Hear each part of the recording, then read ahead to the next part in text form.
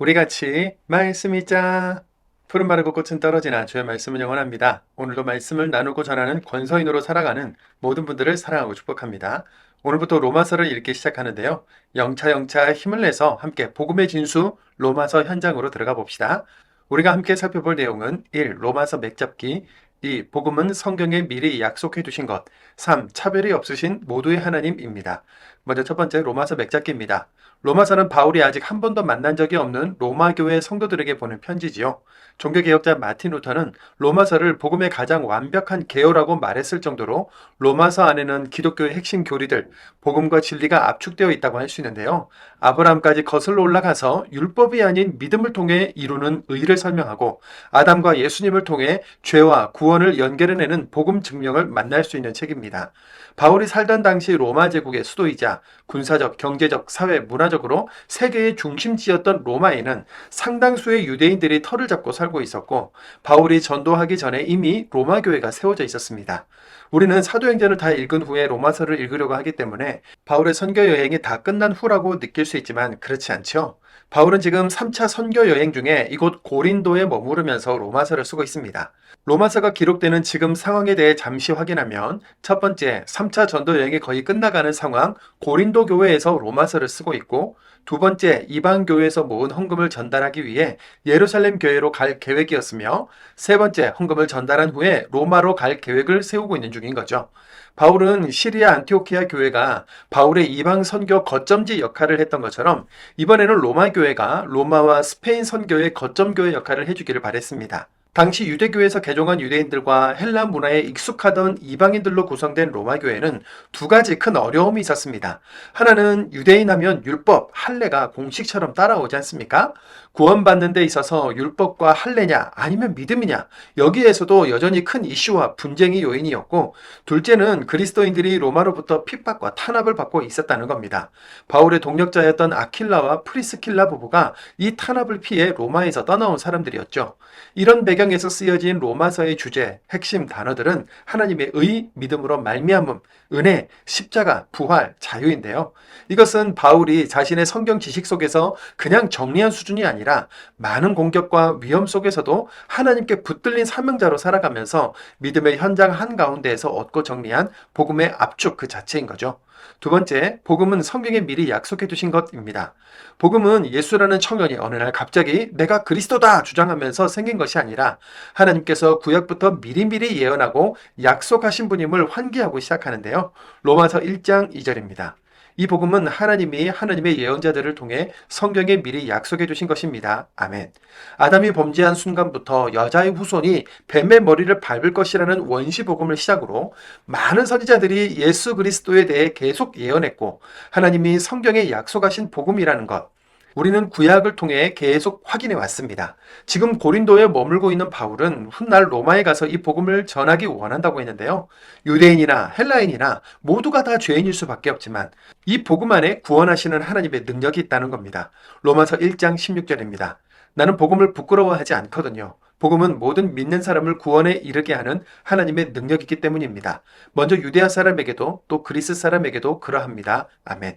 율법과 할례로 사람들을 구속하고 구원의 조건인 것처럼 정죄할 뿐만 아니라 심지어 율법을 받았다고 자랑하면서도 율법대로 살지 않은 유대인 당신들의 죄 때문에 하나님의 이름이 모독을 받는다는 말도 하는데요. 로마서 2장 23절 24절입니다. 율법을 자랑하는 그대가 율법을 어겨서 하나님을 욕되게 하고 있습니다. 하나님의 이름이 너희 때문에 다른 민족들 가운데서 모독을 받는다 하고 성경에 적혀 있는 대로입니다. 아멘. 이건 하고 저건 하지 말라는 율법을 다 지킬 수 없는 우리 아닌가. 율법으로는 그 누구도 하나님 앞에 의로울 수가 없고 오직 예수 그리스도를 믿는 십자가 복음으로만 의롭게 된다는 것이죠. 세 번째, 차별이 없으신 모두의 하나님입니다. 바울은 로마에 이미 교회가 있는데 로마 교회에도 복음을 전하고 싶다고 합니다. 왜일까요? 유대인들이 율법과 혈통을 가지고 복음을 훼손하는 것을 많이 봐왔기 때문에 오직 예수 그리스도께서 직접 전하신 복음을 천명하고 견고하게 못 박아두고자 하는 것입니다. 예수 그리스도 안에서 하나님의 구원과 그 의는 차별이 없다. 율법은 죄를 알아차리게 할 뿐이다. 유대인들만의 하나님이 아니라 우리 모두의 하나님, 이방인의 하나님도 되신다고 하지요. 로마서 3장 22절입니다. 예수 그리스도님에 대한 믿음을 통해 생겨나는 하나님의 의는 모든 믿는 사람에게 주어집니다. 거기에는 아무런 차별이 없으니까요. 30절입니다. 참으로 하나님은 한 분이십니다. 그러므로 하나님은 할례 받은 사람도 믿음으로, 할례 받지 않은 사람도 그 믿음을 근거로 의롭다고 인정해 주실 것입니다. 아멘. 차별 없는 하나님, 믿는 자들의 하나님이 되어주신다는 것은 우리에게도 참 중요한 포인트입니다. 율법으로나 혈통으로나 이스라엘 유대인의 하나님이라고 해왔던 그 하나님이 도대체 어떻게 온 열방 이방인의 하나님이 될 수 있는가에 대한 논리는 놀랍게도 성경의 시작 지점인 창세기 12장에서 출발하는데요. 창세기 12장 1절에서 3절입니다. 여호와께서 아브라함에게 이르시되 너는 너의 고향과 친척과 아버지의 집을 떠나 내가 네게 보여줄 땅으로 가라. 내가 너로 큰 민족을 이루고 내게 복을 주어 내 이름을 창대하게 하리니 너는 복이 될지라. 너를 축복하는 자에게는 내가 복을 내리고 너를 저주하는 자에게는 내가 저주하리니 땅의 모든 족속이 너로 말미암아 복을 얻을 것이라 하신지라. 아멘. 아브라함에게 하신 이 약속의 말씀이 믿는 자 우리 모두에게도 적용됩니다. 우리를 통해 가정이, 직장이, 이 사회와 나라가 아픔 당하고 눈물 흘리고 있으며 소외된 모든 이들에게 복으로 다가가는 우리가 되기를 소원합니다. 차별 없이 모두의 하나님이 되어주시는 그 하나님의 뜻대로 오늘도 만나는 모든 이들에게 복음을 전하는 증인으로 살아갑시다. 로마서 1장입니다. 로마서 1장. 바울입니다. 그리스도 예수님이 부르시는 종입니다. 사도로 부르심을 받아 하나님의 복음을 위해서 따로 구별된 사람입니다. 이 복음은 하나님이 하나님의 예언자들을 통해 성경에 미리 약속해 두신 것입니다. 이 복음은 하나님의 아들에 대한 것인데 그 아들은 육신으로는 다윗의 후손으로 나신 분이십니다. 거룩한 영으로는 죽은 사람들 가운데서 부활하심으로 하나님의 능력 있는 아들로 지정되신 분이십니다. 곧 예수 그리스도 우리 주님이십니다. 주님을 통해 우리는 은혜를 입어 사도의 직무를 받았습니다. 모든 다른 민족들 가운데서 사람들이 믿고 순종하도록 하시려는 것이지요. 주님의 이름을 위해서 말입니다. 그들 가운데 바로 여러분도 들어 있습니다. 예수 그리스도님께 속하도록 부르심을 받은 여러분도요. 나는 로마에 있는 여러분 모두 곧 하나님께 사랑받고 성도로 부르심을 받은 여러분 모두에게 이 편지를 보냅니다. 은혜와 평화가 여러분에게 하나님 우리 아버지와 주 예수 그리스도님으로부터 내리기를 빕니다. 먼저 예수 그리스도님을 통해 여러분 모두를 두고서 나의 하나님께 감사드립니다. 여러분의 믿음이 온 세상에 널리 알려지고 있기 때문입니다. 하나님이 나를 증언해 주시는 분이십니다. 내가 하나님의 아들의 복음을 전함으로써 내 영으로 섬기는 하나님이요. 나는 한시도 잊지 않고 여러분을 기억하고 있습니다. 기도할 때마다 하나님의 뜻 안에서 여러분한테 갈 수 있는 길이 어떻게든 마침내 열리기를 늘 매달려 기도합니다. 내가 여러분 뵙기를 애타게 바라기 때문입니다. 여러분을 뵙고 영적인 선물을 여러분에게 좀 나눠드려서 여러분을 든든히 세우기 위해서 말이지요. 다시 말해 여러분을 만나 여러분과 내가 서로의 믿음을 통해서 함께 위로를 받으려는 것입니다. 여러분이 모르기를 바라지 않습니다. 형제자매 여러분, 나는 몇 번이나 여러분한테 가려고 계획을 세웠습니다. 그런데 지금까지 길이 막혔습니다. 나는 그 밖에 다른 민족들 가운데서처럼 여러분 가운데서도 열매를 좀 거두고자 했던 것이지요. 나는 그리스 사람들에게도 그 밖의 사람들에게도 배운 사람들에게도 못 배운 사람들에게도 빚진 사람입니다. 그래서 내가 간절히 바라는 것은 로마에 계신 여러분에게도 좋은 소식을 전하는 것입니다. 나는 복음을 부끄러워하지 않거든요. 복음은 모든 믿는 사람을 구원에 이르게 하는 하나님의 능력이기 때문입니다. 먼저 유대아 사람에게도 또 그리스 사람에게도 그러합니다. 그것은 하나님의 의가 복음 속에 드러나기 때문입니다. 믿음에서 시작하여 믿음으로 끝나는 일이지요. 성경에 이렇게 적혀 있는 대로입니다. 의는 믿음의 기초에서 살 것이다. 하나님의 노하심은 불의한 일로 진리를 억누르는 사람들의 모든 불경건과 불의에 대해 하늘로부터 나타납니다. 하나님을 알아볼 수 있게 하는 것이 사람들 가운데 분명하게 나타나 있기 때문입니다. 하나님이 그들에게 나타내 보여주셨습니다. 하나님의 보이지 않는 속성들 곧 하나님의 영원한 능력과 신성하심이 이제 분명히 보입니다. 그것들이 세상이 창조된 뒤로는 창조물들을 통해 이해되기 때문입니다. 그래서 사람들에게는 변명할 여지가 없습니다. 그들은 하나님을 알면서도 하나님을 하나님으로 높여 영광을 돌리지도 않았고 감사를 드리지도 않았습니다. 오히려 그들은 덧없는 생각에 빠졌고 그들의 깨닫지 못하는 마음은 어두워졌습니다. 자기들은 지혜롭다고 큰 소리치지만 바보가 되어버렸습니다. 썩어 없어지지 않으시는 하나님의 영광을 덧없이 썩어 없어질 사람과 새와 네발 짐승과 길 짐승의 모양으로 바꾸어 놓았습니다. 그래서 하나님은 그들을 자기네 마음에 품은 욕망에 넘겨주어 더러운 짓에 빠지게 두셨습니다. 그리하여 그들은 자기네 몸을 서로 욕되게 했습니다. 그들은 하나님의 진리를 거짓으로 바꿔 놓았고 창조하신 분 대신 창조된 것을 숭배하고 섬겼습니다. 창조주는 영원토록 찬양받으실 분이십니다. 아멘. 이런 까닭에 하나님이 그들을 수치스러운 욕정에 넘겨주셨습니다. 그래서 그들 가운데 여성들은 자연스러운 관계를 부자연스러운 관계로 바꾸어 놓았습니다. 마찬가지로 남성들도 여성과 맺는 자연스러운 관계를 버리고 자기네끼리 강렬한 욕망으로 불타올라 남성이 남성에게 부끄러운 짓을 저질렀습니다. 그래서 빗나간 행동에 대해 치러야 할 대가를 자기네 안에 받았습니다. 그들은 하나님을 인정하는 것을 가치 있게 생각하지 않았습니다. 그런 까닭에 하나님은 그들을 무가치한 정신상태에 넘겨주신 것이지요. 그리하여 그들이 부적절한 짓을 저지르게 두셨습니다. 그들은 온갖 불의, 악함, 지나친 욕심, 못된 마음으로 가득 차 있습니다. 또 시샘, 살인, 다툼, 속임, 적의로 꽉 차 있습니다. 그들은 수근수근하는 사람들, 헐뜯는 사람들, 하나님을 미워하는 사람들, 시건방진 사람들, 거만한 사람들, 자랑하는 사람들입니다. 나쁜 일을 꾸며내는 사람들, 부모를 거스르는 사람들입니다. 깨닫는 능력이 없는 사람들, 계약을 지키지 않는 사람들, 인정머리 없는 사람들, 모진 사람들입니다. 이런 짓들을 저지르는 사람은 죽어 마땅하다고 하신 하나님의 규정을 그들이 압니다. 그러면서도 스스로 이런 짓들을 저지를 뿐만 아니라 이런 짓하는 사람들을 좋게 여겨 편들어 주기까지 합니다. 2장. 그러므로 그대가 누구든 그대는 변명할 여지가 없습니다. 오 남을 판가름하는 사람이여 남을 판가름하는 그 일로 그대는 그대 스스로를 죄 있다고 판가름하고 있으니까요. 판가름하는 당신이 똑같은 짓을 저지르고 있기 때문입니다. 우리가 알다시피 하나님의 심판이 이런 짓들을 저지르는 사람들을 위해 공정하게 내립니다. 그런데 그런 짓을 저지르는 사람들을 판가름하면서도 똑같은 짓을 저지르는 사람이요. 그대 자신은 하나님의 심판에서 벗어날 수 있을 것이라고 생각하시나요? 아니면 하나님이 아주 다정하시고 너그러우시고 참을성 많으시다는 사실을 우습게 보는 것입니까?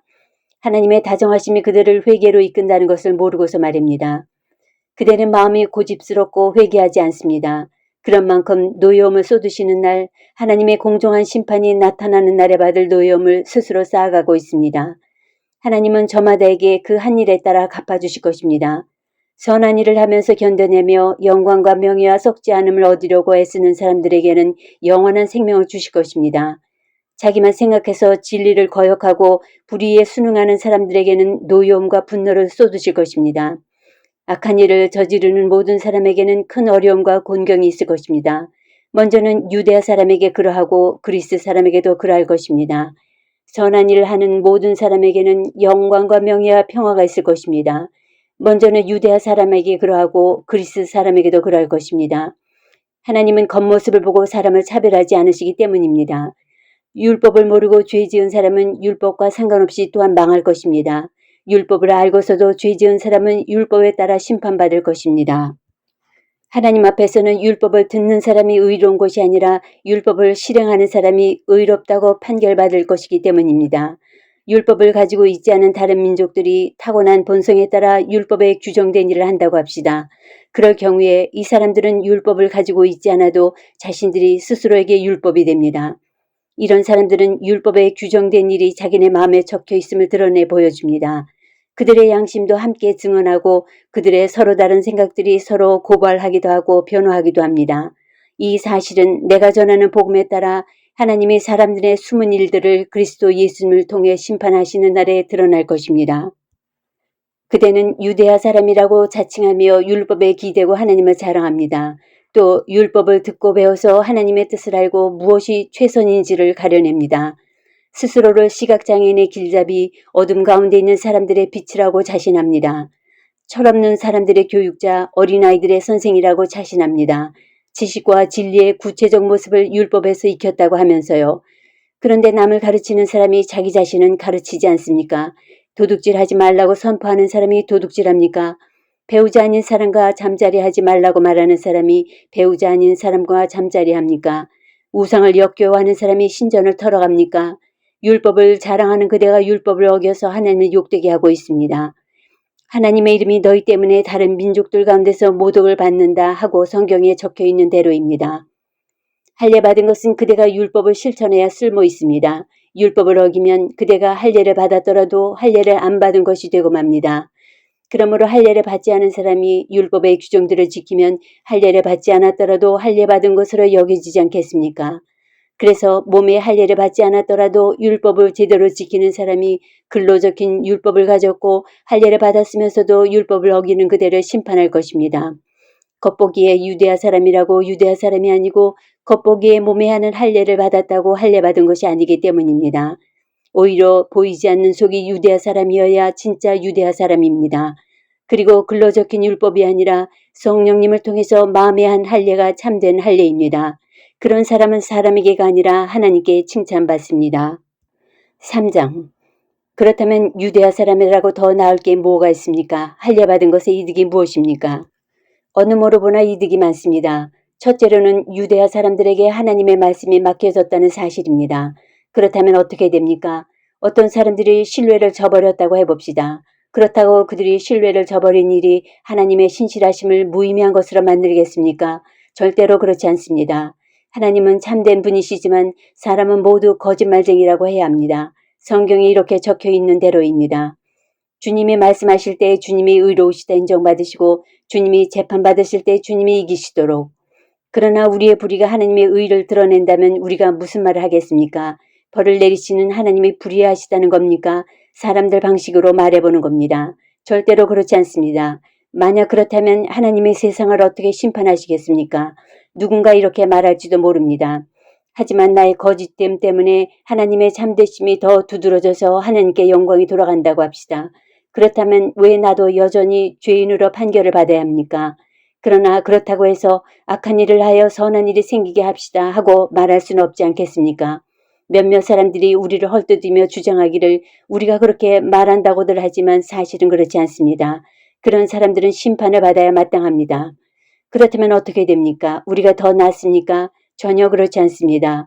우리가 이미 고발하기를 유대아 사람들도 그리스 사람들도 모두 죄 아래 있다고 했기 때문입니다. 성경에 이렇게 적혀 있는 대로입니다. 의로운 사람은 없다. 하나도 없다. 깨닫는 사람도 없다. 하나님을 찾는 사람도 없다. 모두가 빗나갔고 다 함께 쓸모없어졌다. 선한 일 하는 사람이 없다. 하나도 없다.